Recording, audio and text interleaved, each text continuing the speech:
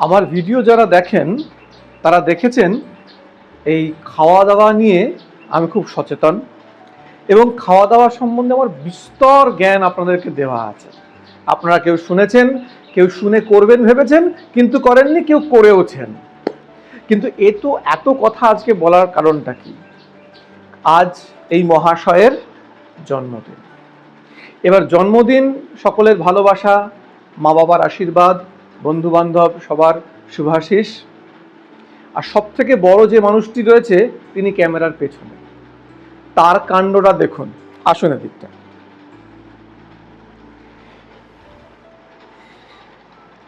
আচ্ছা, আমার একমাত্র গৃহিণীর আদেশে আজকে এইগুলো আমাকে দেওয়া হয়েছে, এবং তার আদেশে আমাকে এগুলোকে খেতে হবে।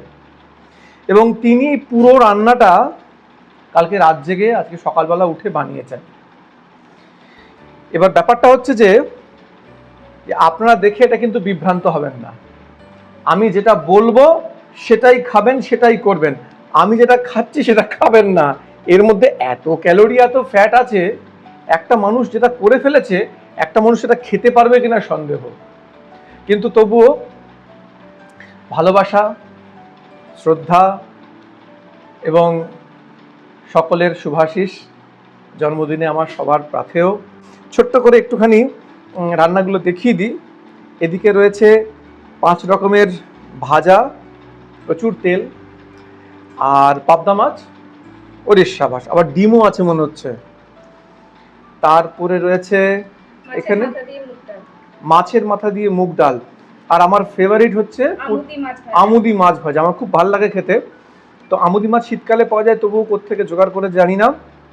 পটলের দোরমা, ওরে সাবাস, ভেতরে চিকেন কিমা দিয়ে স্টাফ দেওয়া আছে, প্রচুর প্রোটিন আছে। পনির, কিন্তু পনিরটার একটা ব্যাপার আছে, এটা পুরো তেল ছাড়া পনির রান্না করেছি। মানে তেল নেই, মাখন নেই, ঘি নেই, কিচ্ছু নেই, শুধু পনির দিয়ে এত মাখা মাখা করে করা গেল। একদম দারুণ ব্যাপার। তাহলে এই রেসিপিটা তুমি লোকজনকে বলছো না কেন? তারা তো শুনলে লাভ হবে। আচ্ছা, নিজেও নতুন শিখেছি আমি এটা। গুড। এটা কি মাছের কালিয়া? এই দই মাছ, একদম লাইট দই মাছ। এটা হচ্ছে সাদা সাদা, এটা কি? এটা হচ্ছে দুধ পোলাও। বাপরে বাপ, কি বাসন্তী পোলাও, ইয়েস। কাশ্মীরি পোলাও, ইয়েস। দুধ পোলাও নতুন, প্রথম খাবো আমি জীবনে। কচি পাটার ঝোল। হ্যাঁ, কিন্তু এটাও একটা ব্যাপার আছে, মাংসটা দেখে সবাই ঘাবড়ে যাবেন না, কারণ দেখছেন হয়তো খুব স্পাইসি হবে বা কিছু। স্পাইসি আমার কিন্তু একদম পছন্দ নয়। লিটারালি আমি বলছি, আজকে আমি মাটনটাও কিন্তু তেল ছাড়া রান্না করেছি। পুরি সাবাস। কিন্তু যেটা দেখতে পাওয়া যাচ্ছে সেটা মাটনের যে নিজস্ব অয়েল থাকে গায়ের, সেই অয়েলটা দিয়েই কিন্তু আজকে পুরো রান্না। ফ্যান্টাস্টিক। একটা ছিটে ফোঁটা তেল নেই। তাহলে আমার ভিউয়ারদের আমি বলবো, তাহলে আমার ওপিনিয়নটা প্রথমে চেঞ্জ করে নিচ্ছি। আমি যা খাচ্ছি তাই খাবেন, ওই তেল ছাড়া রান্না করেছে সেগুলোই খাবেন। আমি চেষ্টা করেছি যতটা কম সম্ভবত দিয়ে করা যায়। আচ্ছা, চাটনি রয়েছে, টমেটো চাটনি, আমার ফেভারিট দই, উড়িষ্যাবাস, তালক্ষীর, আমার ভীষণ ফেভারিট তালক্ষীর। আচ্ছা, তারপরে রয়েছে পায়েসটা হচ্ছে খেজুরের গুড়ের পায়েস। পাটালি, তুমি কি রেখে দিয়েছিলে সেই শীতকালেরটা? আমার স্টকে থাকে। উড়িষ্যাবাস, অন্নপূর্ণা নাকি এটা? পাটালি পূর্ণা নাম হবে তোমার। আচ্ছা, 5 রকমের মিষ্টি তো আমি খাবোই, এ তো বলার কিছু নেই। যতই বয়স বাড়ুক, ভগবানের আশীর্বাদে, মা বাবার কৃপায়, আর সুগার এখনো ধরেনি, ফলে মিষ্টি খেতে আপত্তি নেই। সুগার হলে মিষ্টি কম খাবেন, সুগার না হলে মিষ্টি খেতে কোনো আপত্তি নেই। আর লাস্ট, প্রচুর ক্যালোরি, কিন্তু আমার ফুল ফেভারিট, দ্যাট ইজ আইসক্রিম।